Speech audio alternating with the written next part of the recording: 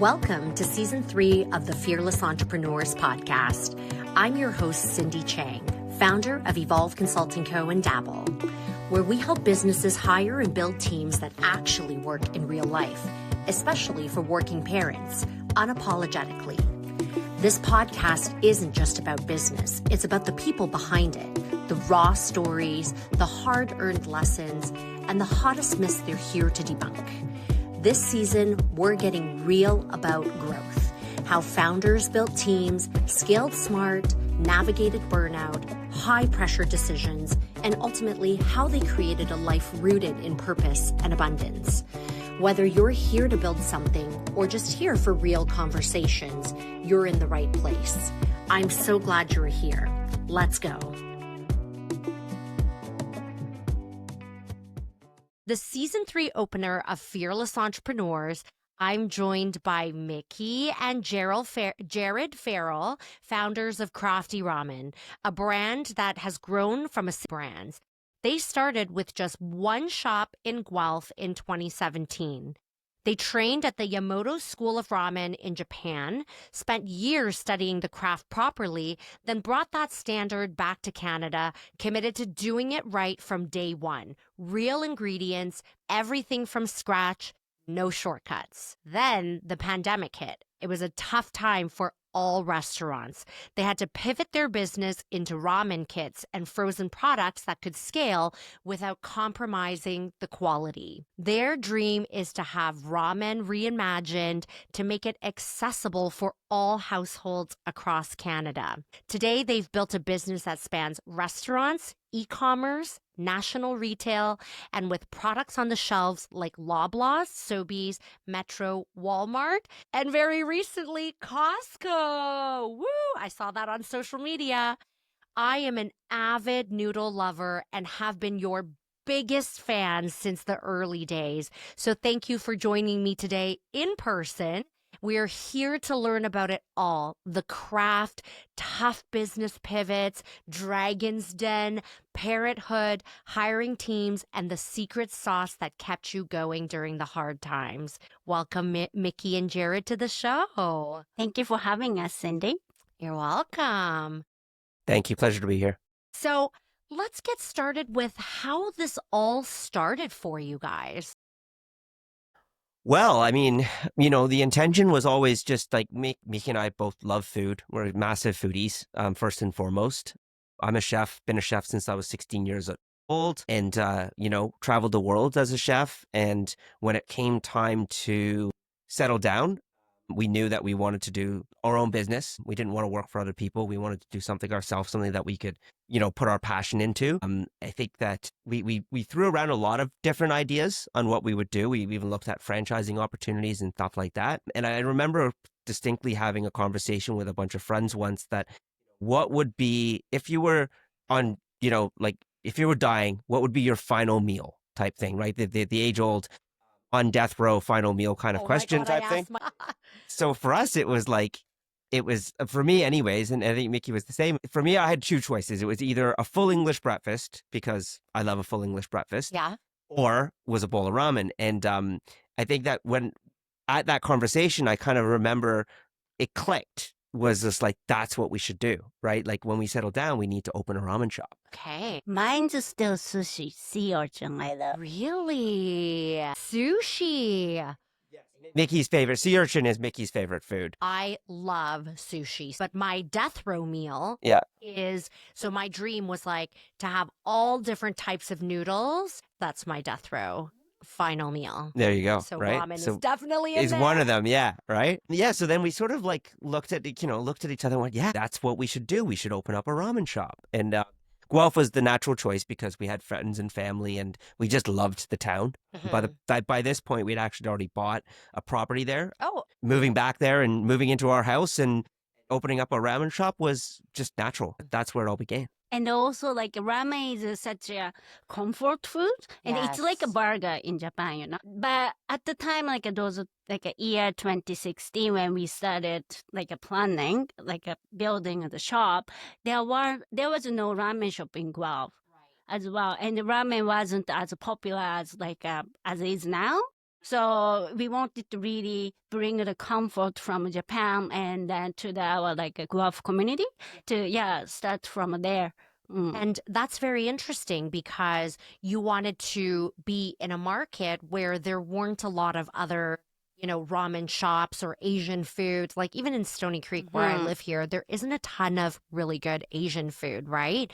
So your thing was just like, you know what, let's start in a small town and expand from there and do something that we don't really have in the marketplace, right? Yeah, yeah. I mean, but definitely driven by our own passion for the cuisine. Like as a chef, like I, you know, I've worked everything from a dishwasher and a little Italian restaurant when I was 16, all the way up into a Michelin-starred restaurants. So I've worked as cruise ships. I've done a bit of everything. So like I'm pretty well developed as a cook, and you know ramen as a canvas for a chef was really engaging for me because it has like the five elements of ramen are your noodles, your broth, your tale, your oil, and then all your toppings. So but like the pot like that canvas of the bowl itself and having these five elements that you sort of like can work with and develop them all individually and they're interchangeable amongst the whole menu that you do.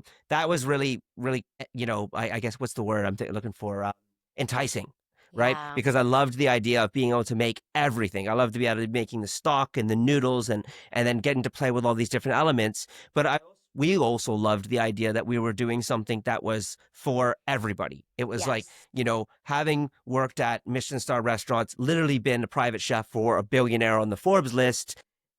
I felt like I'd spent most of my career catering to the 0.1%. Right. And I wanted to do something that made everybody happy. Accessible for everybody as well. Absolutely. Like even when we designed the menu, like the whole like Tan, which is our most popular bowl, it was on the menu from day one. Yeah. The reason we do a chicken Tan opposed to like the classic pork is because we wanted to have an accessible bowl on the menu for all the people that don't eat pork. Correct, right? For a lot of different reasons. And you guys have worked really hard on like vegan menus Yeah. and things like that. Exactly. Accessible, something for everybody. Is Yeah. something I know that has been really important, for you since the beginning. And so how did y'all meet? Because you now have a ramen shop in Guelph. Miki, you're from Japan. Jared, you're from England originally. So how did this happen? Yes, so I've always, since I was grade maybe 4 or 5, I've loved just like a Western culture, and I wanted to kind of go study English one day. Yeah. Then I did it when I was 26. Good for you. Thank you. Then I went to Vancouver. Yes. And there was a place for like a conversation, like an exchange place. And that was owned by Japanese person. Okay. And for the Canadians, when they have like a session with Japanese students, they get a free Japanese lesson by students. That's their system. Okay. And Jared was there because he already decided to go to Japan to work for, in Japan. And that's where kind of we met. Interesting. Do you know I'm originally from Vancouver? Cool. Yeah. Oh, I'm from great. Vancouver. And so when I was like, oh, you guys met, and there's a lot, that becomes a port for a lot of international students who are coming here to study because it's just right across from Asia, right? Yeah. So you met, and then you went back to Japan for ramen school, right? I'm missing a couple of steps here. Yeah, Okay. we didn't specifically go. Yeah. No, just a few. Thanks.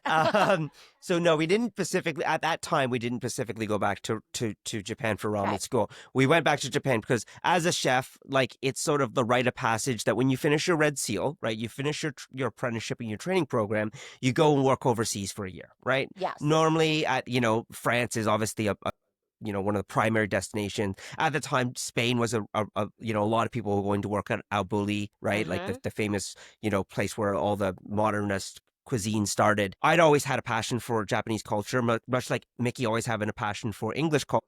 Right. I remember from a very young age, like I took karate growing up. I remember my mom tells me all the time about how I used to always complain about having to learn French at school because I didn't want to learn French. I wanted to learn Japanese. Right. So I just had a passion, for the Ninja Turtles and everything that was all kung Karate fu is not Kid. Karate Kid, Yeah. and it was just that was the 80s 90s with that was cool. So that's where I wanted to do. So that's how I ended up going to that exchange program because I wanted to learn a little bit of Japanese before I went and lived in Japan. Right. So we went back to Japan just for me to continue my studies. And I ended up going over there, getting a job at Alan Ducasse, and then working for Gordon Ramsay, and then moving on to working for an Australian chef called Luke Mangan, all at very, very high end European style restaurants. Very high end. Yeah. But then the plan was when we were there is actually we were gonna start our own business there, which was like a food truck. Right. Yeah. So we were in preparations for that and saving money for that. That crazily led to me on a cruise ship, which then eventually led to us working on a luxury yacht. And we did that for a long time. And that's when we were sort of, after working on that boat for about 3 years, we kind of looked at each other and said, what's next? Yeah. We can't do this forever.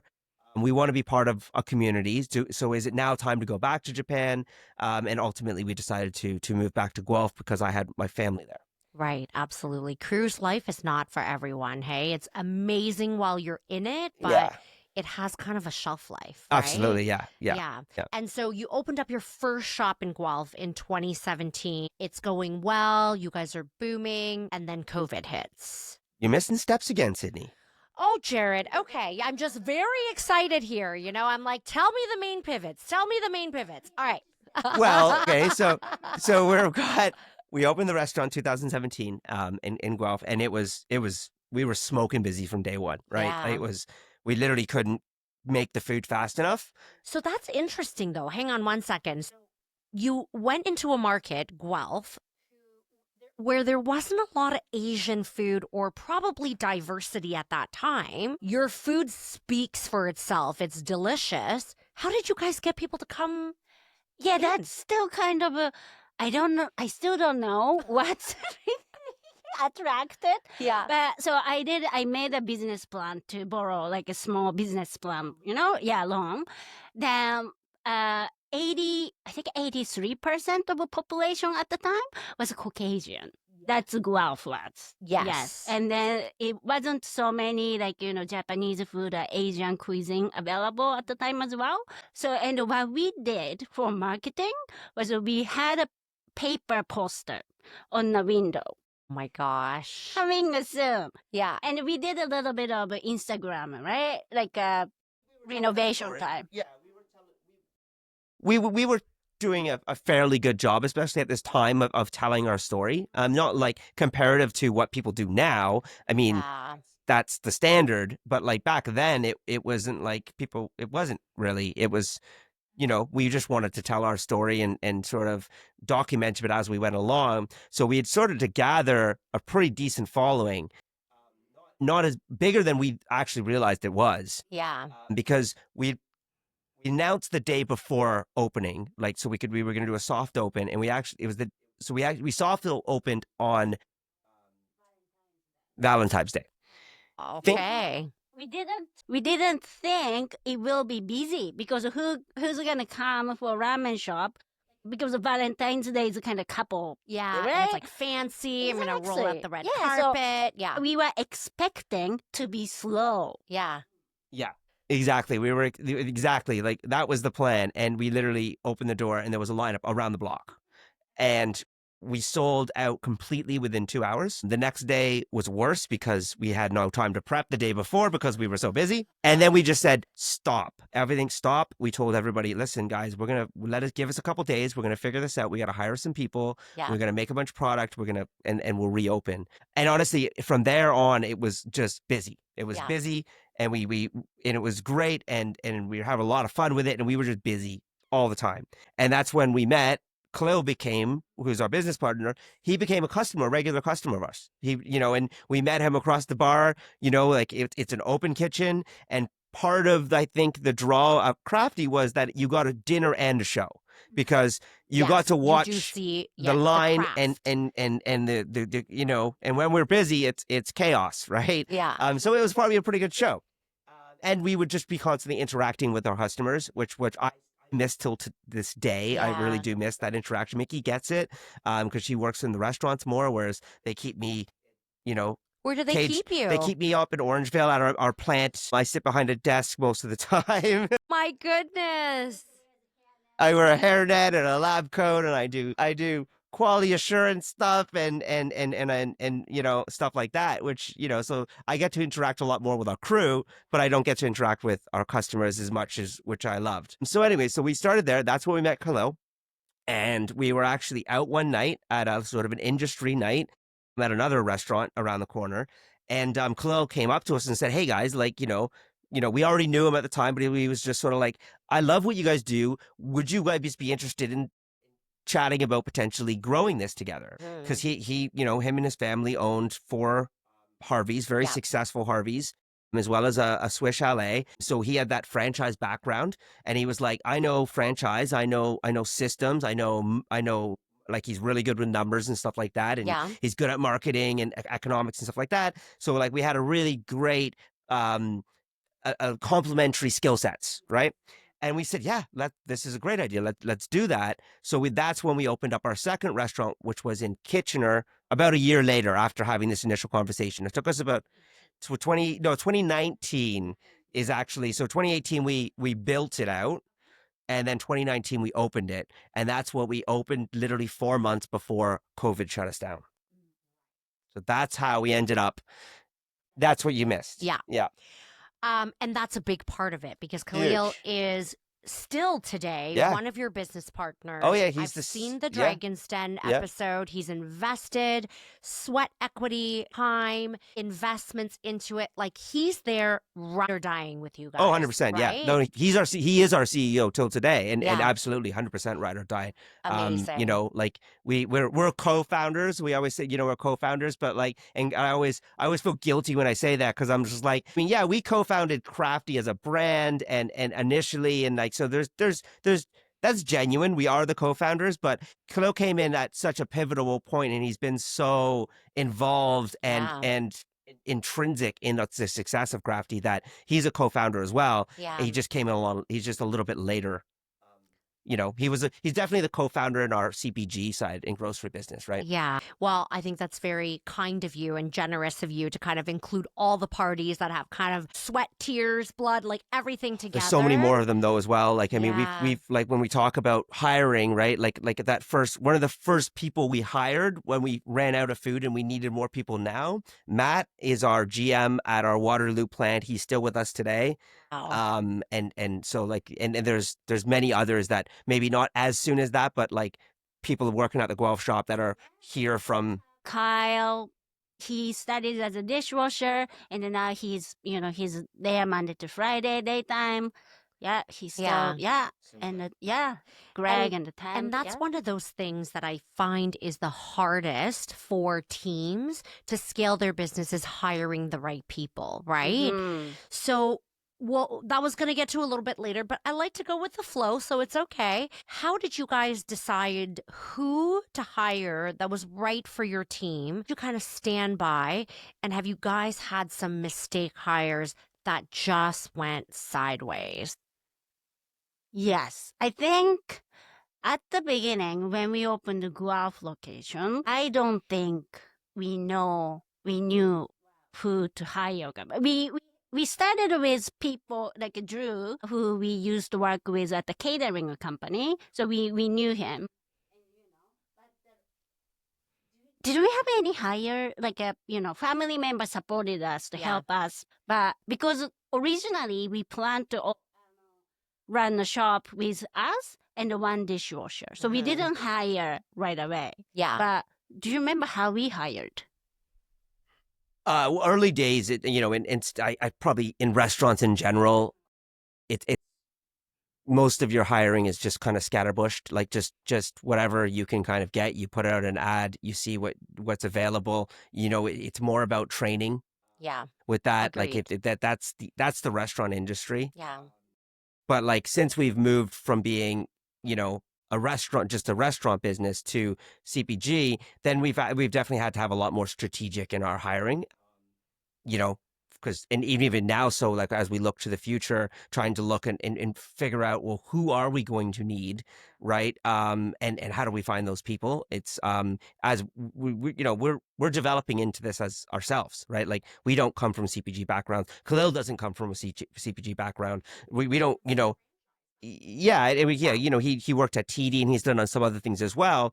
We're all lifelong learners and believe in Kaizen, so we develop into stuff. But like as we're looking, we're like, well, we think we might need this role, but when will we need them? We don't know yet. So I don't. There's no easy answer there because we've hired for so many different roles. Have we made some good hires? Absolutely, we've made some killer hires across. And brought people in like Adam, like one of Khalil's earlier business partners that he actually had an event management group with. He started in University of Guelph. Adam, who is our head of logistics and sales, like a director of logistics and sales, has been, one of those hires that, was pivotal. Because if we hadn't brought him, he came from 11 years of Nestle. He's the one that sort of brought in this is what you do in CPG. Yes. This is how the market works. This is how you talk to grocery stores. This is how you work a promo plan. Like all of these things that none of us had any idea of how it works. Totally different world. CPG world, grocery business it's crazy. Yes. And it's very complex and it's dangerous too as a business, right? Because you can get yourself into very costly situations with some retailers are worse than others. Some of them it's like, you're just getting like you miss a delivery, it's a fine. You miss this, you short a delivery, it's a fine. You do this, it's a fine. You put it on the wrong pallet, it's a fine. You wrap the pallet wrong, it's a fine. So you can, if you don't know what you're doing, fine. Yeah. Yeah. If you don't know what you're doing, you can be selling and losing money to these people very, very, very easily. Yes. Right?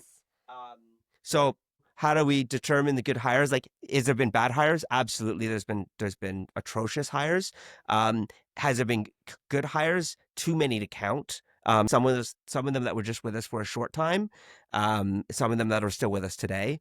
I think that we have a really good company culture. That's what it is. So that's kind of the secret sauce that I want to encapsulate for other people who are inspired to grow teams, right? And that's what I do. I do talent advisory. I come from the CPG world, and boy, was I humbled by the CPG world because it doesn't operate like any other world. You're bound by a lot of rules, and a lot of the times you're paying back money to the groceries, to the department stores. You're paying for flyers. Yep. You're paying for placement in the stores. Like you're paying for everything, and you're like you're carrying my product in your store. So it's like a different world altogether. But it really does take time to say, hey, what are the goals? What are the trajectories? Who are the right people we're going to put into place? And a lot of owners don't think about that. The fact that you guys are, at first, every entrepreneur starts like drinking from a fire hose. It's like, you go, who do you need? We're going to put this person in place. We're going to go. Trial and error. But then after a while, then it has to become more structured. Otherwise, you aren't able to scale, right? Yeah. Yeah. Yeah. But I mean, it's still hit or miss even when you start to get real structured about it. Like we've been very methodical about a few hires along the way, and that we thought we were hiring people from the CPG world that clearly had experience, and we thought that this is going to be a key person that's going to help us navigate what we've got coming because they've done it before. Yeah. But they've come from a big company, and then you bring them in, and their culture that they don't fit the culture because Crafty is a scrappy startup, and it's still a scrappy startup 9 years in. Right? We all wear many, many hats. Yeah. And we all have I'm going to learn how to figure this out, right? Yeah. I'm going to learn and I'm going to just grind it out until we get this right. And that's who is that's who is successful at Crafty. And people that don't have that attitude aren't successful at Crafty. And because we embody that, like I do, Miki does, Khalil does, Matt does, and the people that have been successful, we've always had enough people that embody that grinder atmosphere, and I think a lot of that does come from restaurants because you've got to be a real grinder to work in a restaurant. We've kept that, and if you don't fit that, you don't last, and if you do, you stay, and you attract more people like that. Yes. So we've just got like this army of like grinders that figure it out and learn and work really, really well together. Yes. And we support each other. And when we do screw up, we don't hold it like against people. Yeah. We all learn from it. Everyone makes And move on. mistakes. Yeah, go ahead, Miki. Another thing, like, I think our team, our culture is now established, like both restaurant and then like a grocery side. Things like I found difficult, like these days when I hire occasionally, is like, bringing a new person into already kind of a established solid team is quite hard, because even though the new hire has like a great attitude and a great, like, great mindset and very good at all the jobs, but if the person doesn't fit in the team, it doesn't work out. And yes. So I think about that one upon kind of interviewing. Is this person going to jam with existing crew member? Yes. Yeah, beyond their capabilities. Absolutely. You guys are like hitting what I love to talk about so much, which is staffing, because what you're talking about is hiring from your core values and your core beliefs, and people who just don't fit into that because they want different things. It's not necessarily like the right way or the wrong way to do it, but people who don't necessarily, like, if they come from big companies, they're used to big company setups where they're like a cog in the wheel, right? They do one small sliver and that's it. It's not really fit for a startup who really does have to wear many hats. You have to be resourceful. You have to be gritty. You have to grind. Like, this is the type of people. And sometimes the people with lots of experience, but their core values aren't in the same place, where they want to, they want to grind. They want to wear many hats. They want to learn. They want to break down doors. They want to do all of that. Then it's just not going to be a fit culturally, right? So I love that. I love that so much. Okay, let's go back to now COVID hits. Okay. So you've opened up a restaurant. Now you have 2 restaurants. You have Guelph, and you just opened up Kitchener in 2019. My daughter was born in October 2019. So I was like, I'm going to travel the world with her. I can't wait. And then 2020 hits and everything shuts down. So tell me about life at that point after investing in 2 locations. Yeah. Just remembering the pandemic time as, oh my God, it was so hard. Yes. So, I guess that was March, right? March. So when March 16th, they shut it all down. Yep. So we also shut it down. But I guess lucky for us was we were able to continue takeout. Yeah. So we only kept, I guess, salary people. Is that right? No.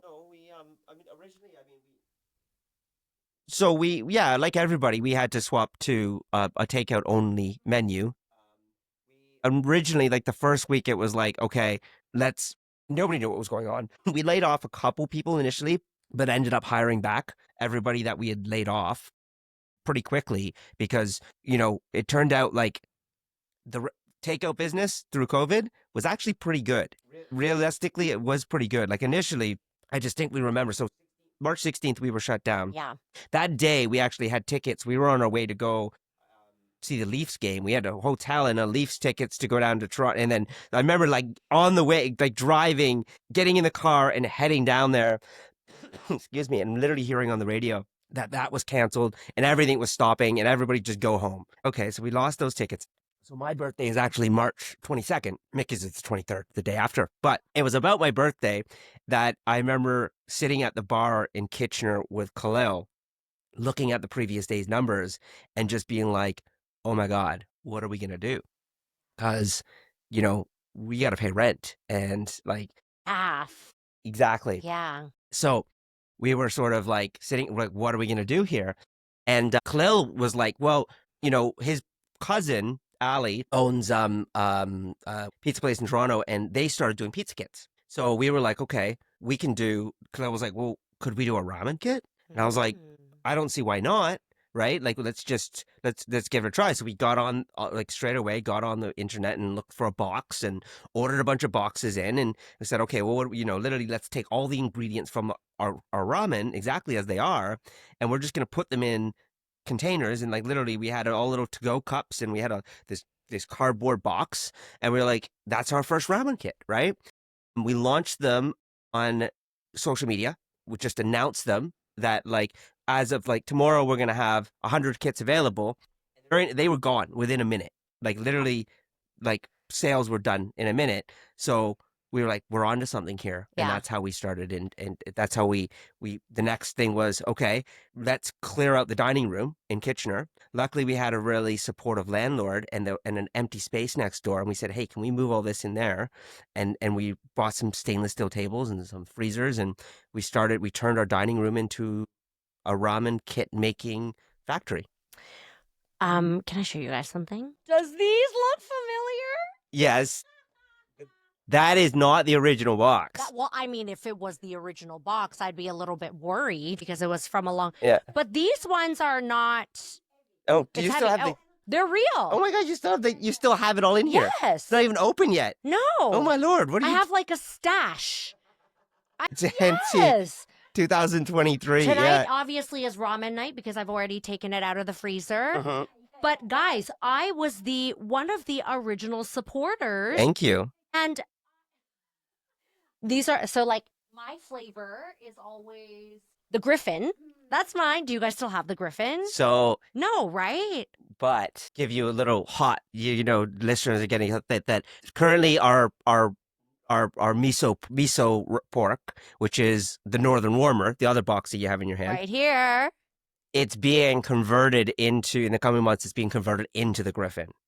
Okay. So the pork It's like miso these bowl two we're are gonna do. morphing into one. They are yes.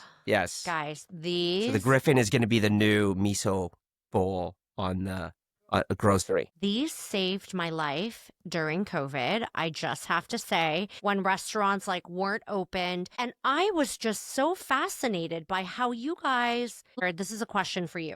All the stuff is still in. I literally took this out of the freezer, so these are all still in here, right? Like original packaging and everything. So as a chef, I don't think that most chefs would be so keen to just be like, yep, let's freeze our food and let's go, right? Well, original kits weren't frozen, right? They were fresh. Oh, you're right. Yep. They were You're right. fresh kits. And then I had to learn how to make them after they were frozen because you Yep. were right. It came with like a big menu on how to make like Yep. things with the different steps. See, Yep. I remember. Yep. But you're right. They weren't frozen No, to begin no, with. yeah. And then I was like, how do people deliver all of this from Guelph and package it fresh? Like, how were the logistics of going into planning these meal kits being delivered during COVID? Because it was so fresh. Well, yeah. Everybody was trying to figure things out like this as well. So there was a lot of people that were like, we worked with people, like even like Flippin's, which is like Flippin sauce is out of Kitchener, is Flippin. He's a good friend of ours, and he started the Flippin' Box, for instance, right? Where he brought a bunch of community items together and delivered you a weekly box of treats from the community as a way of like helping retailers and restaurants to get their product out there. So that was that side of it. We also bought our own van and turned like a refrigerated van and freezer van that we could start delivering the boxes ourselves. Mm-hmm.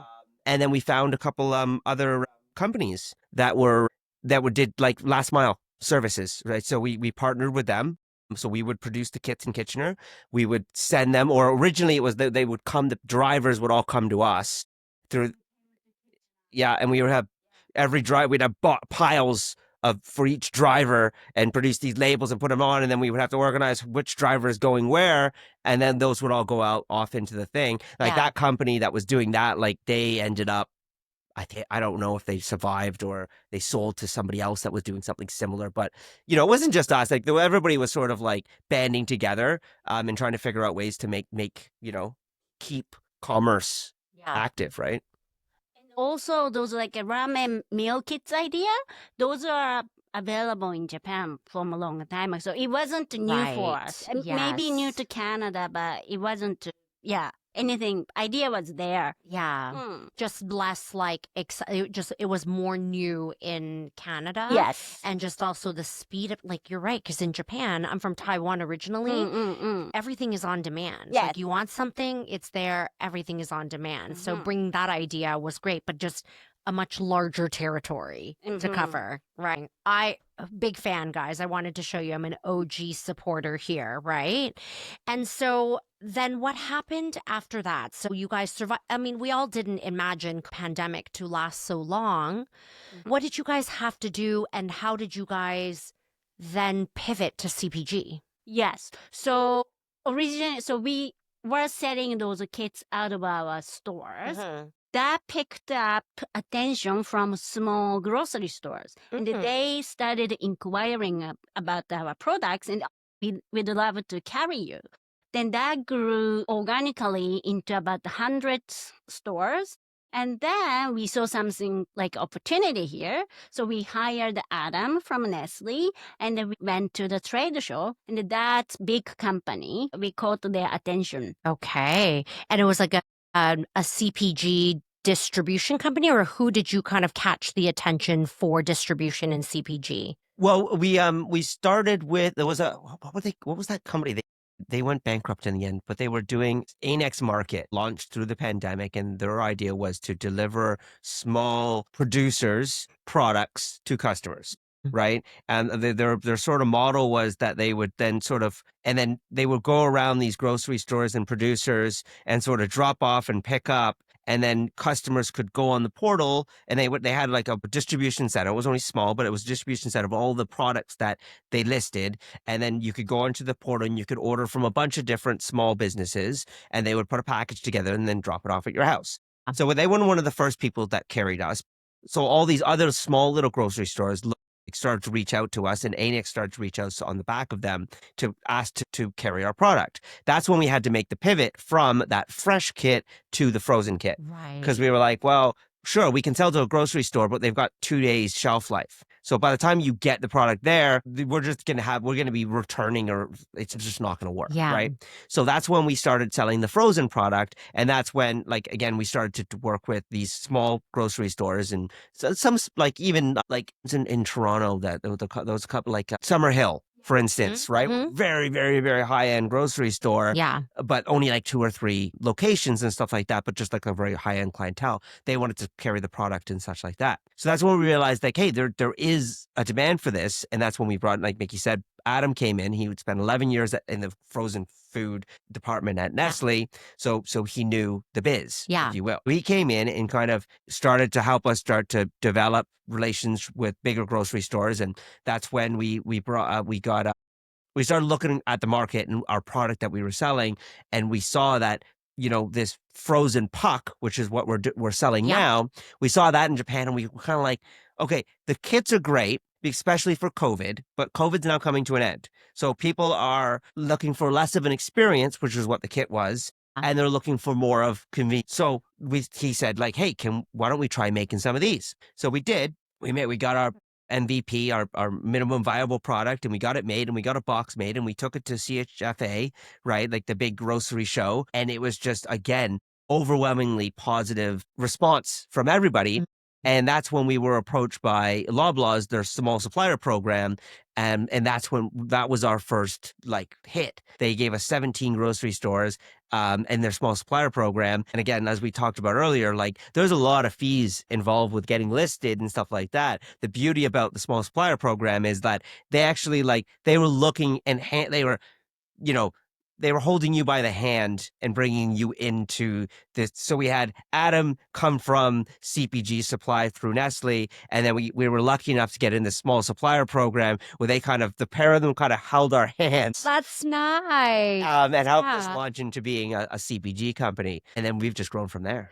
And you know what? I'm so glad. So this small supplier program that happens through grocery, like specific grocery chains? Or through Loblaws. The small supplier program is right? specifically through Loblaws, but other grocery stores have similar programs. Yeah. I think that's so important because you don't just want to fill grocery stores. That's not what people are looking for. Big box products and not that like home cooked feel, 100%. Right?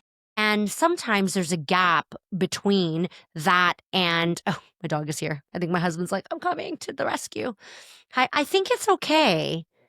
I don't know because I can't add an additional person, but it still looks like it's recording. So I just wanted to check. So my husband works in travel. Okay, cool. And his clients are like Rosie, come here. Rosie. His clients are like LVMH, like Louis Vuitton, Moet Hennessy, and sorry, Rosie, come here. Rosie, Rosie, come down. Come here. Yeah. I think he likes. I think he smells. Sorry. And so he was just on a call with LVMH. So I was like, Wow. come up. Like, I need help. So I think it's okay because it's still recording and I see like the levels are still moving. So it should be fine. But I know, right? Rosie, hey, calm down. Yeah. Okay, so let's just not touch it. I think we're good. Yeah, there was like one that popped up. Remember the one we saw like earlier when we were testing? It was like this recording is, but then it looks like it's buffering. So I think it's fine. But usually, like you set it up where there were 2 participants, right? And now I can't get the other one on. Rosie, come here. Yeah. It's showing up there. The microphones? Okay. As long as it's recording, should be fine. That's right. I know. Well, after we're done, we'll see if it's worked, and then if not, we have to rewind. That's right. We'll do it again. Welcome to Guelph. Won't be our first time to rewind and do it again. Okay. I know you guys are so flexible and easy. I appreciate it. So it's really about, what were we talking about? Small supplier program. Supplier program. How they helped us get into Loblaws. Yeah, it is great that you have these big grocery chains that are putting time and effort into that. But ultimately, that's driven by the Canadian consumer. Canadians want it like this because this is the small supplier program is pre like Buy Canada, like tariffs and all that, right? Which is only emphasize that more, but like Canadians want to support Canadian businesses. Yes. We want to buy local. It's kind of like, it feels very Canadian. And so they've got to provide something like that, right? Yeah. Because if they don't put an effort into getting them on the shelf, you won't get there because it is like a chasm from selling, like making a home product or even selling in like those little independents to selling in the big chains is if you don't have someone like the small supplier program to help you in there, you can't do it. You'd be lost. And even with them, you still you've got a whole lot of surprises coming for you. Yes. When you start to understand like the listing fees. Oh, okay. Well, how, like, it's okay, you can get away with some of those, but then there's like just all the fees and the penalties and the additional costs. Like that's why many people don't make it out of small supplier program. Yeah. Because they might be able to make their profits or their margins work within that program. But then once they start to get from being a small supplier, that gap in between a small supplier to being a big supplier, that being that medium supplier is a real tough thing to be. That's the journey, Because you got to pay the fees, but you're not making the big corporate profits. Right. So there's like I don't even know what you would call it. Yeah. There's a big delta there, right? Yeah. And was CPG always the plan for you guys, or was it just like organic pivoting? It was a purely organic pivot, pandemic babies. Yeah. This was your pandemic baby, right? And so let's talk about this because recently I saw on social media, Miki, you moved front of house. You went through full front of house training. And Jared, you were telling us you moved more back of house, facility managing and, kind of working less like on the front end. How has that been for you guys? Because that I'm sure is a big shift for you too, right? So you mean front of the house mean like working at the restaurant? Yes. Yeah. So because I will never be, professional chef before. And I love food. I love eating. Me too. Yeah. So it was when I had the chef, I wasn't sure, can I really do that? Yeah. But I've seen more experience our crew members. And we hired as a chef, or she was making a noodle before, but she said, I want to be line cook. So can I? And then she's a very smart person. Yeah. So I'm sure you can if you want to. And I've seen those people with no experience become line cook. So I'm sure I can do it. Then, yeah.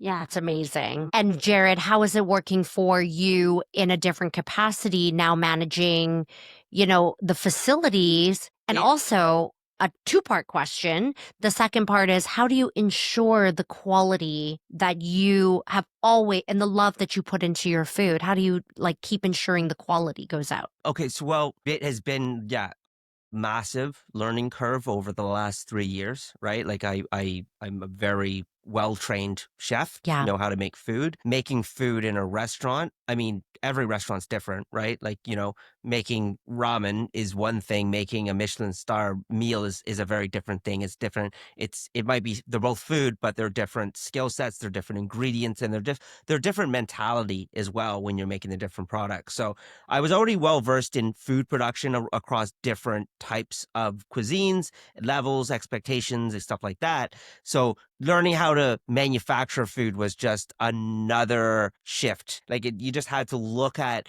the ingredients, the components, and the processes. What was the appropriate things to use for what you're doing? It's different, but it's the same, right? Yeah. So that was not so much of a shift for me.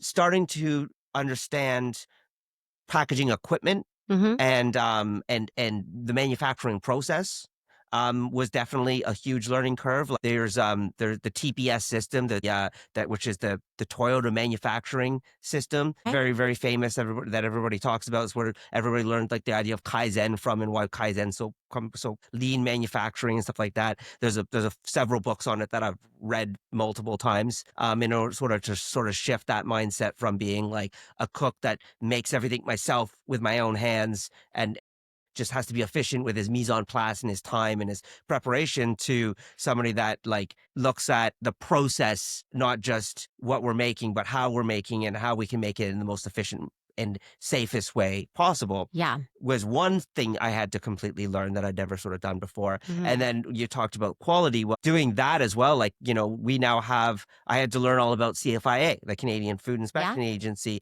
and getting our CFIA license and what that required, right? Like I understood what HACCP was, right? Like, because I've worked on cruise ships and stuff like that, and they deal with the HACCP program, and to an extent, even restaurants talk about HACCP. Like, food safety is obviously having a food safety certificate. You have to have those in order to work in a restaurant, anyways.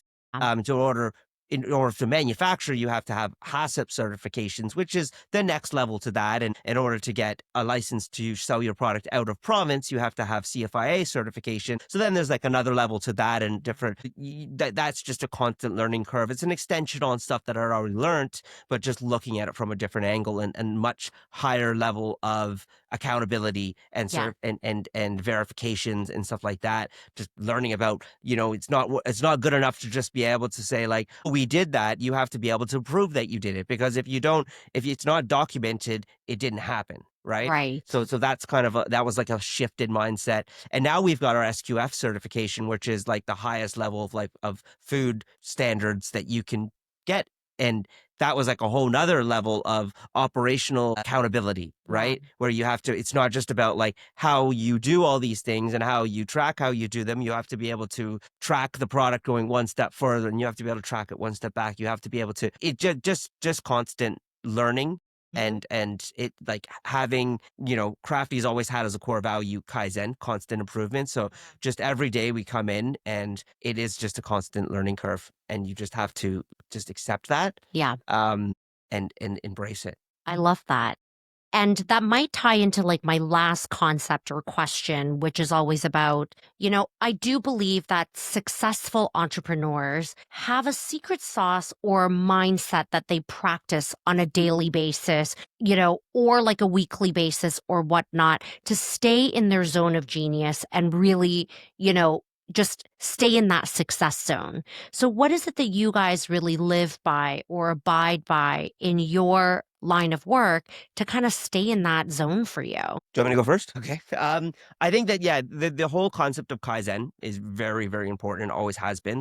That attitude of constant improvement, it comes from, like, it's in our core. Like, I think it's in our DNA. It's in Miki's DNA. It's in my DNA. It's in Chloe's DNA, and it's in a lot of the people that have lasted and still at Crafty, because they love to learn. That love of knowledge and learning, that's what I think drives us, and being willing to just come in each day. And there's always something new. Like right now we're launching in the US, and this is a completely different new learning curve for us. Yes. Like just learning how to it was a huge step for us to be able to export out of Ontario to another province. Yeah. And now it's a huge step to be able to export, and the intricacies around exporting from Canada to the US, and Yeah. then like Especially food. especially food, Yeah. right? And then yeah, we understand in Canadian grocery business, but the US grocery business is not the Canadian grocery business. Totally different. There's it's a different game, it's a different set of different teams, and that's all new again, right? And then on the same time as that, I'm still like we're constantly trying to figure out how do we make it at the next level, because Yeah. right now we can make at our facility, we've just taken on a new facility in Orangeville, and we can make like 50,000 units a week there. But like we've got projected forecasts like for in the US of being able to sell like 3-4 times that. So we're gonna have to now figure out how to make 3 or 4 times that amount per week, right? Yeah. Every one of these steps, it's a different game. So if you're not willing to just keep learning, you're just gonna you're gonna fall behind, right? You can't stay stagnant. So incredible. Like, guys, have you guys taken a moment to pause? 50,000 units We a don't have week? time to take moments. There is no moment to pause, right? But really be so like you guys have accomplished so much. And I hope you guys take a moment always to, be really proud of what you've accomplished, right? But speaking of the US, so is the plan to, because with all the economical climate right now, or the political climate, tariffs, it's not an easy cross-border transaction on top of all the new stuff for you. So is the idea to make everything in Orangeville, cart it across the border, suck up the tariffs for now? Or are you guys just going to replicate like a whole new shop? So initially we're launching and we've got like, I think it's 7 or 8 confirmed grocery stores now, chains, totaling about 2,000 grocery stores in the US that we have capacity to supply those out of Orangeville. Okay. And then over the next year, we've got about another 8,000 grocery stores in our pipeline, in the pipeline. Yeah. That we know are interested. We need to find a way to supply them. So that's what I'm trying to figure out now. Not just me. Me and the ops team are trying to figure out, okay, we can supply these guys. These are the guys we're saying yes to. These are the ones we could supply. All these ones that are interested, but we can't say yes yet. How are we going to make to supply them? So whether that's build in Ontario or if it's partnered with someone in the US and to do it, we're not sure. We're lucky that currently our product does still fall under CUSMA. It's food. We don't get tariffed sending it down there. Okay, good. Change. Right. We're in that negotiation is coming up for in July. I think they officially it gets reviewed. So it's not renegotiated. It's a review in July. But with our current administration down there, we don't know. It's unpredictable. What's going to happen? Yeah. We don't know if we just don't know. So all we can do is go forward in the assumption that things will stay as much as they are. Yeah. And hope we can continue to support that and supply that way. But are you able to give us a sneak peek on where in the US you're expanding, or is that still kind of under lock and key? Well, there's I think it's 6 or 7 chains. Some of them are small, but there's 2 or 3 of them that are national.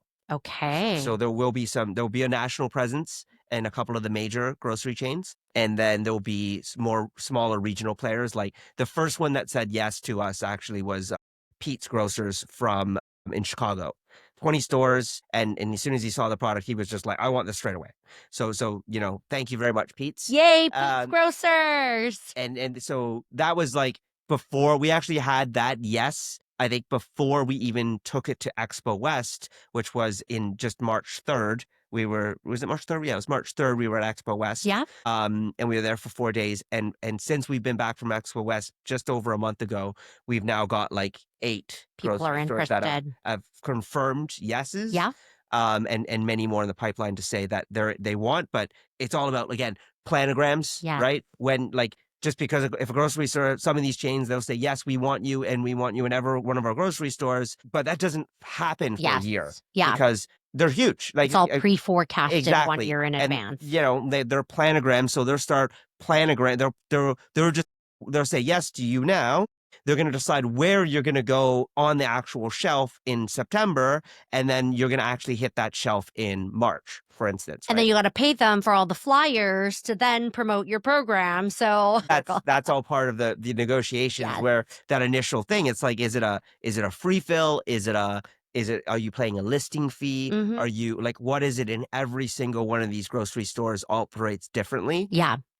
So like, yeah, we've got really good brokers down there that we're lucky that they're the best brokers. And again, we have that expertise of Adam to lean on. And then we also have one of our board members, Randy. He was the head of co-manufacturing for Nestle for 35 years. Great. He actually built the program up from nothing until he retired about last year. Wow. Our board. So we've got people, him and his connections that are, and then again, Khalil also embodies that Kaizen mindset of just learn, and drink from a hose and figure it out. So we're just sort of like hyper actively trying to understand the US market as fast as we can. And I'm trying to figure out how to make more product as fast as I can. 3 to 4 times more, 5 to 6 times more. Exactly. Here we go. Yes. That's awesome. On repeat. And Miki, what is your secret sauce to entrepreneurship, being a successful entrepreneur, because they truly are built differently? I've always worked with the same attitude. I've always wanted to grow. Like a Kaizen is always in my blood. It's coming from Japanese culture. So I've always wanted to learn. And if I make mistakes, I always wanted to not to make mistakes. So I can do Kaizen. I guess that's my attitude. I wrote it down because I do walks every morning with my dog, and I always am on a book because I believe in forever learning too.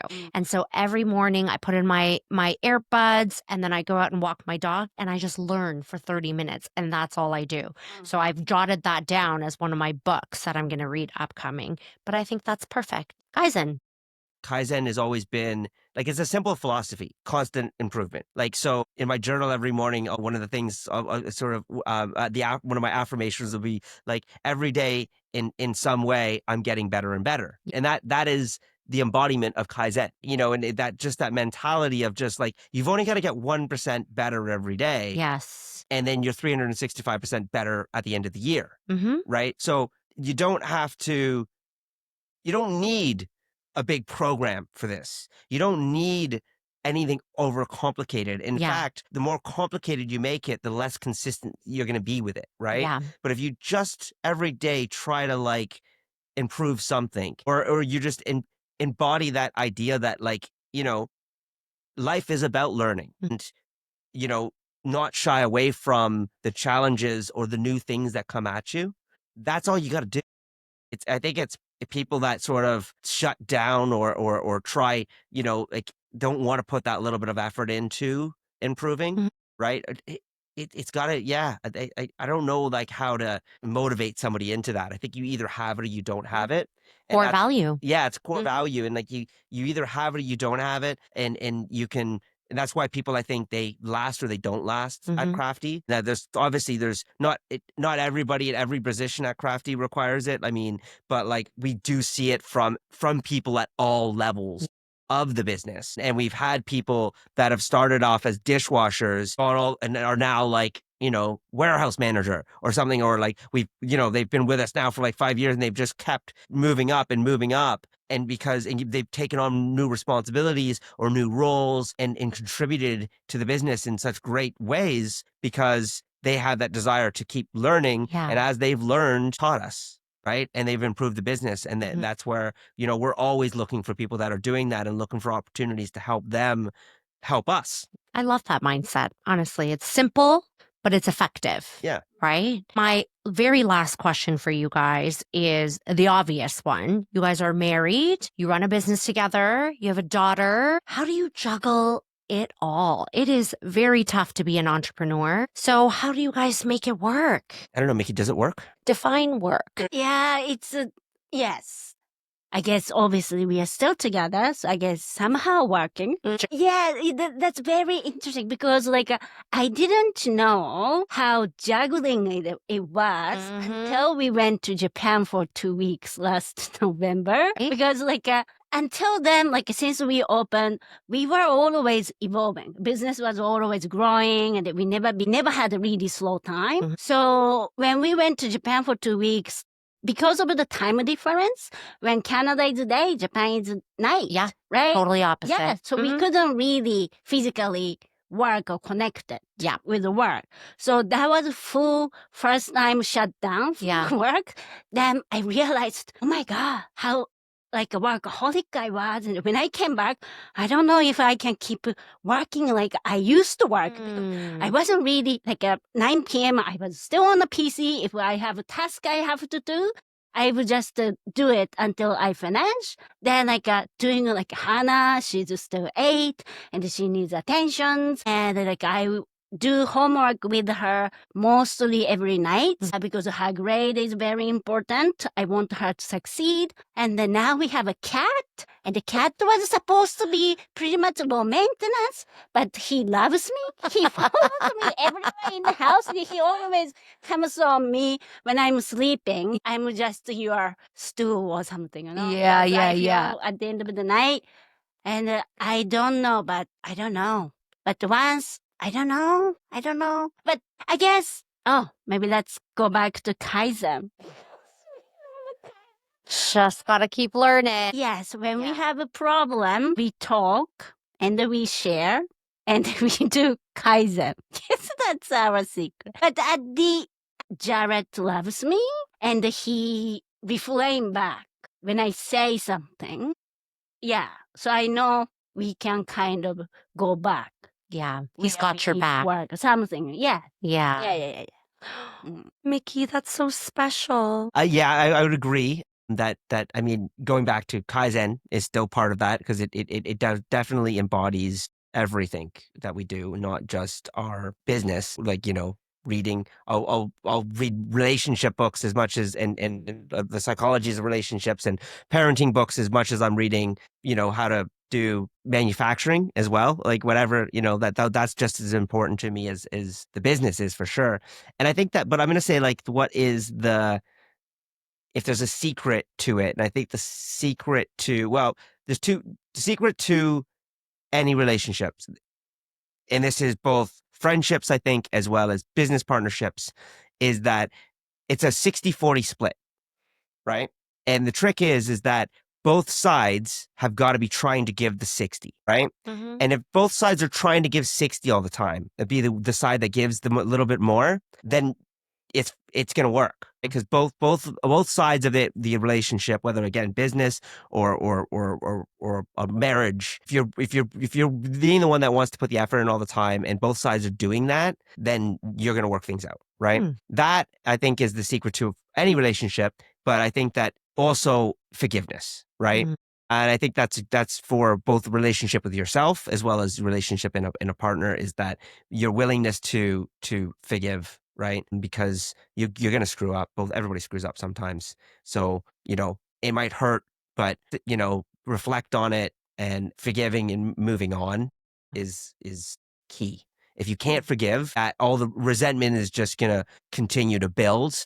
And if you don't let that go and you hold on to the history and these resentments, they're going to, and forgiveness lets it go. Yeah. And if you don't let it go, then next time when there's a problem, you're just stacking it on top of it. And eventually this thing is going to blow up. Yeah, pressure cooker. So I also learned that kind of more like a truthful to your feeling and a truthful to yourself. Actually, kind of I find it success of like a secret, you know, ingredients to success, because if you want, there is always you are kind of in Japanese we say muri o suru. Like for example, like muri o suru means if I can only lift 20 kg, but I'm putting myself and I'm actually lifting 25 kg.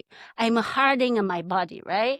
So basically you are hurting, you are feeling it yourself, that will eventually break down. Yes. Yes. That's a good saying. We need that one in English too, right? I love like the cultural sayings that exist in other culture, but you're like, there's nothing really exists like conceptually here. So it's true. balance? Is that self-care you were talking about? Love for yourself, love for your partner, love for your friendships, your business partnerships. It has to be encapsulated in who you are, right? Well, guys, thank you so much. Just having this in my sight line, the ramen kits are making me super hungry. You can find Miki and Jared on their website, craftyramen.com. You're on Facebook, Instagram, TikTok, and LinkedIn, which we'll put into the show notes. And I saw recently that ramen is hitting Quebec. Is that right? No, we've been in Quebec now we've got a wicked partnership with Sushi à la Maison. Yeah. Genevieve, that's her brand out in through IGA. Yeah, we do a collab with her, so we're making the product we collaborated on the makeup of that product, and it's got both of our brands. It's got like her colorings and stuff like on it, but it's got both of our brands up on there. It's been a fantastic partnership. It's just crushing it. She's been a great partner. And it's tough. The Quebec market is tough. Yeah, it is. Yeah. So it really did. It was a match made in heaven. Really, it was. It's doing well for her. It's doing well for us. Everyone's happy. Customers loving it. Sales are going well. So yeah, really good stuff. And what's next in Canada? We're continuing to roll out and increase with our current partners, right?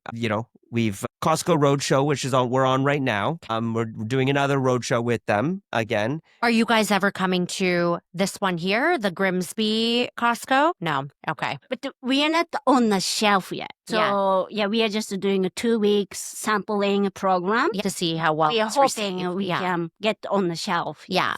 Okay, we'll make some noise. We'll make it happen. Yeah, exactly. Yeah, please, call your local Costco and tell them that we want to be listed. Absolutely. Well, thank you so much. It's been a pleasure speaking with you and getting to know both of you who are just embody what a passionate Canadian entrepreneur represents. Thank you. Your quality, through all of your stories, you naturally push to the next level just because you have a good product. Your product is amazing. It tastes amazing. The ingredients are really great. And, you guys should be just so proud of yourself because I've been following along since the beginning.